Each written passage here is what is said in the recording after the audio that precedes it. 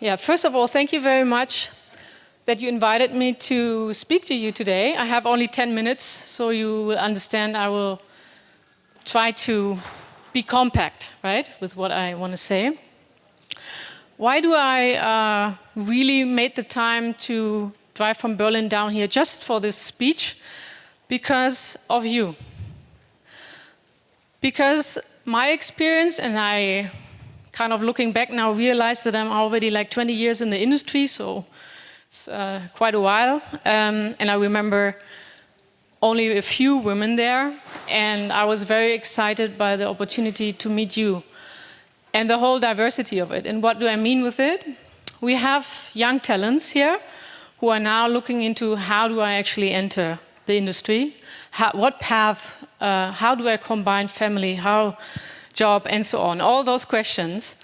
But also we have, of course, like well-grown energy experts. We have already met female leaders, and for me, it's always inspiring to hear their story, right? And of course, as well, to share some of my story. And that's why I thought I go back these 20 years, once rewind, and I would just give you a headlight of what I thought was revolutionary back then. And back then, the Cold War ended. And then there was in the oil market, because that back in the day was the hot market, there was, of course, new oil producers in the Caspian region evolving. Lots of investment needed because out of a sudden there were a certain kind of market share, oil wanting to come to the global market. And how to do it, pipelines, of course, production facilities, you name it. And of course, with all those great infrastructures, when you're creating more or less a new market, or in this case, integrating a big share into an existing market, you need a lot of investment. And always when it is kind of linked to many countries, you have also risks which you need to mitigate. How did they do it back then? They formed multinational consortia to balance the risks of, in fact, countries intervening back then. Little did I know how revolutionary actually time would become now. And on this I want to draw right now. So what we see here, or what we're in, is a revolutionary marathon. Why is it revolutionary? Because we are moving away from an energy landscape where only a few producers, or a limited number, are and supplying the rest of the world. Because the renewables are not only decentral, but they are widespread. So that means every country can, to a certain degree, cover their own needs with renewables. And here comes the next game changer, which is the one we already addressed earlier, which is the green hydrogen, with which we can store it, and thereby also we can bring it to different sectors. So that means we do not only have like a democratization, if you want, of energy resources and a decrease of the cost spread, because remember, oil and gas in Saudi Arabia or so, you can produce it for $5 US, and maybe Shell, or in the sense, in the US, you have parts where it's like 80. So this is not the case. So we have also there a real different foundation. Why is that important? Again, with the hydrogen that comes in and is derivatives. We talked about this briefly this morning. So ammonia, e-methanol, e-kerosene, and so on. Because that means the transformation will now go into every sector. So it's therefore also a marathon, because you really need a long breath to basically bring all those projects on board, realize them, and so on. This I wanted to share because what we are really in here, and what you are, of course, invited to create, to build, to be part of, is a redrawing of the energy map. Let me quickly come to the question of investments, where I wanted to at least pinpoint 3 aspects of it, what we see in the market making of green hydrogen. And then I want to come to the chances that lie in it. The first one is, of course, in terms of investments, just the sheer size of investments needed. We already had one example from our colleague from Saudi Arabia who named it 8 billion, I think, is investment volume. And they had, I read 23 banks, but I don't know, maybe 25. In any case, it's a whole different ballgame just to organize the funding.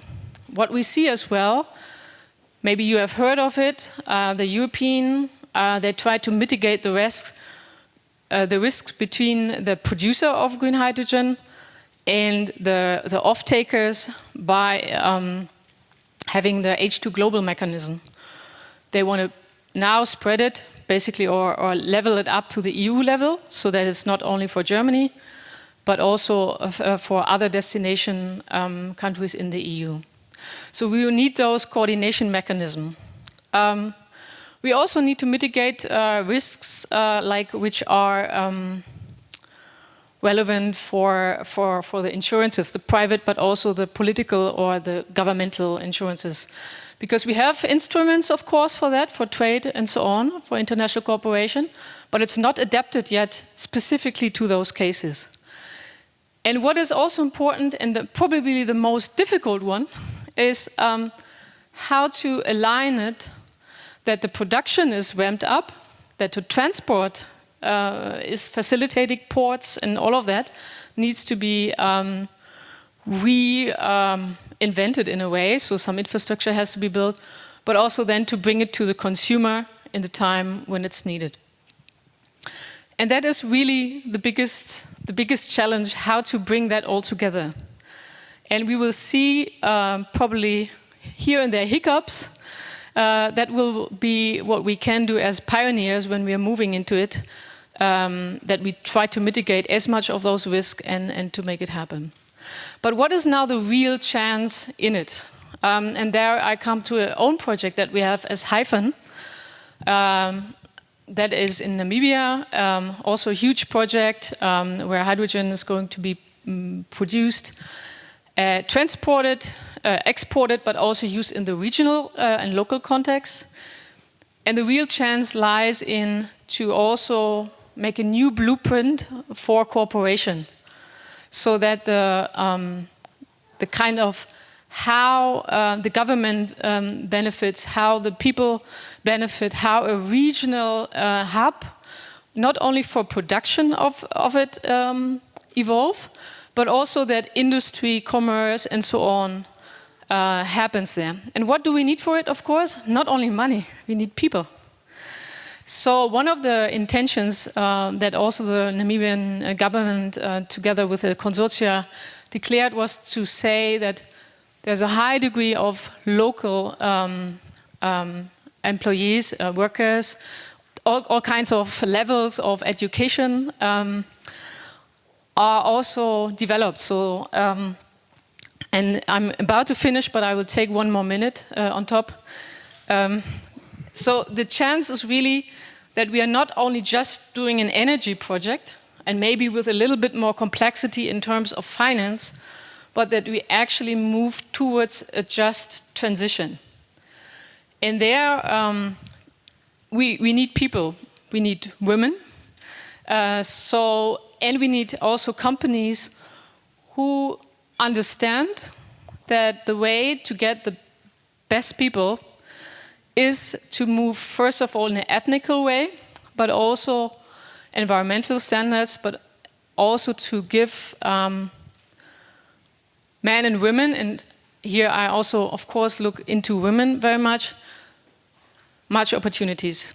So my personal advice, and that comes now a little bit more to maybe you as a professional, especially if you're a younger professional, try to go to look for jobs at companies who already have targets that they want to increase the diversity also for women, right? Because this will spread as well. So this will make the round. That means whenever you go to a company where they have ambitions like that, and this will spread the word, others will have more pressure even to implement those policies. Apart from that, it's much more fun. I can say that from ENERTRAG, we set those targets now, and it gives a whole different dynamic, not only for me personally, but I think for a lot of women who are working with us. Last thing, finance. Watch your own finance. So I'm not saying here don't spend something, but I said, please inform yourself how to negotiate good salaries, because that is also very important. I want to mention it. Read books, talk to people. You know, this is also a recipe for a very happy career. And now, let's build the future. Thank you.